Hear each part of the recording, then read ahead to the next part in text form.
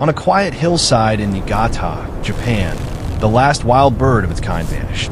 That was 1981. For 36 years, the skies over Japan held no trace of it. Children only knew it from paintings, old photographs, a name in a textbook. Then, in 2008, researchers carried 60 wooden crates up a hillside on Sado Island. Inside, something extinct in the wild was about to fly again. Local farmers stopped their work to watch. Some remembered stories from their grandfathers. A red-faced bird that once filled these rice fields by the hundreds. None of them were ready for what happened next. The crate sat in 2 rows on the hillside. Quiet. Still. Inside, 60 birds waited in the dark. A government wildlife officer named Takashi Endo knelt beside the first crate. His hands were shaking. He had spent 6 years preparing for this single morning. Behind him, an old rice farmer named Saburo Hirano stood with his arms crossed. He didn't trust it. He had seen government promises before. Endo lifted the latch. The crate door swung open. For a moment, nothing happened. The bird inside didn't move. Then it stepped forward. White feathers, a streak of red across its face. It hesitated at the edge of the box, as if testing the air itself. Then it lifted off. A gasp ran through the crowd. For the first time in 36 years, a wild ibis was flying over Sado Island. One by one, the other crates opened. Bird after bird climbed into the sky. Farmers who had worked these fields their whole lives stood frozen, watching something they never expected to see again. But Endo wasn't watching the sky. He was watching the tree lean. Something had moved at the edge of the forest. A shape, low to the ground, slipping between the trunks. He didn't say anything. Not yet. By nightfall, one of the released birds hadn't returned to its roosting site. In the morning, only its feathers were found. Endo drove to the site before sunrise. He found the feathers scattered across the grass, the way Hirano had described them. White feathers stained dark at the tips. No bird, no body, just feathers. He radioed the research station and asked for a tracker. The answer came back through static. Not yet built. Budget delays. Endo stood there a long moment. 60 birds. No way to follow a single one. By the second week, 3 more birds had gone quiet.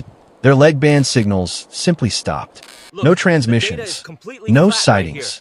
A young researcher named Kenji Mori suggested disease. An older colleague disagreed. He had seen marks like these before. Narrow, precise, almost surgical. Not a disease. A predator. Hirano had a theory of his own. He told Endo about an animal his grandfather used to warn him about. Small, fast, almost never seen. A hunter that worked at night and left almost nothing behind. Endo wrote the name down, but didn't believe it yet.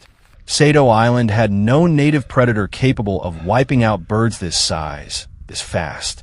Then, on the 9th night, a motion sensor camera near the forest's edge captured something. A shape, low and quick, moving along the fence line of the release enclosure. Endo watched the footage twice, then a third time. What he saw didn't match anything on the official predator list for the island. He picked up the phone to call the prefecture office. It was almost midnight, but this couldn't wait until morning. The prefecture office picked up on the 4th ring. A tired voice told Endo to file a report in the morning. He hung up and called Mori instead. Within the hour, 2 more cameras went up along the forest edge. By dawn, the count was no longer 3 birds. It was 7. Word spread through the village faster than any press release. Hirano stood outside the community hall, arms folded, telling anyone who'd listen that he warned them. Some farmers nodded along. Others accused him of making excuses for failed government money. Endo ignored both sides and went back to the footage. He slowed it down frame by frame. The shape on camera moved low, fast, hugging the grass like it knew exactly where the sensors couldn't reach. Not a stray dog, not a crow, not a snake, not anything on Sado's official wildlife list. Mori pulled an old report from a filing cabinet, dust still on the cover. A 2008 memo, buried and forgotten, about an animal once released on the mainland for fur farming decades earlier. Some had escaped. A few were rumored to have been smuggled to the islands. Nobody had taken it seriously. Until now, That night, Endo set a trap near the enclosure fence, baited, and wired to a silent alarm. At 2:14 a.m., the alarm triggered. He grabbed his flashlight and ran. When he reached the fence, the trap door was shut. Something was inside, moving, scratching against the wire. Endo crouched down and pointed the light through the mesh. What stared back at him wasn't anything he expected. A pair of dark eyes blinked back at him. Small, sharp, furious. Not a fox, not a stray cat. A marten. Endo had seen them before, but never this close to the release site, never this bold. He stepped back and exhaled. Relief lasted only a few seconds, because one marten couldn't explain 7 missing birds in 9 days.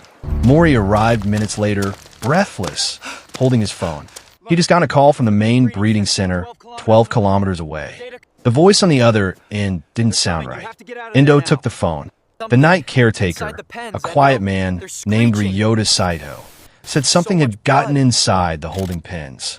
Not the release enclosure, the actual breeding facility, where the last reserve birds for the entire program were kept. Endo didn't wait for details.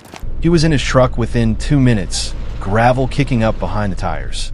When he reached the center, Saito was standing at the entrance, flashlight shaking in his hand. He pointed toward the back pens without saying a word. Endo walked in alone. The smell hit him first. Feathers were scattered across the concrete floor, more than he'd seen at any single site so far. He counted the empty enclosures. 3. Then he noticed the gap in the wire fencing, low near the ground, barely wider than a fist. Too small for a man to fit through, but not too small for what had been hunting them all along. And judging by the second gap he found 10 feet away, it hadn't been working alone. Endo crouched by the gap and shone his light through it. Fur, pale brown, tipped with white. Not a marten after all, a weasel.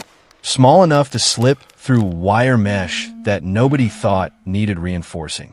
By morning, the prefecture sent a full team. 9 birds were confirmed dead across both sites. Saito hadn't slept in 2 days. Endo hadn't either. The program looked, for a moment, like it might collapse before it even began. Some officials in Tokyo questioned whether the release should be paused entirely. Hirano had a different opinion, and this time, fewer people argued with him. He told Endo plainly, the island hadn't changed. The people had just forgotten what it took to protect something this fragile. Within weeks, every enclosure was rebuilt. Wire buried into ground. Gaps under an inch sealed shut. Motion cameras doubled. Night patrols added. It wasn't fast. It wasn't easy, but it held. The surviving ibises adapted to the island faster than anyone expected. They learned the rice paddies. They learned the slow rhythm of the farmers working below them. 2 years later, a nest appeared in a pine tree near Hirano's land. In it, a chick, wild-born, the first in 38 years. Today, hundreds of crested ibises fly freely over Saito Island. Children there grow up watching them the way their grandparents once did. A bird that vanished from the wild came back. Not because nothing went wrong, but because people refused to let it fail twice. If stories like this are the kind you want more of, you know what to do.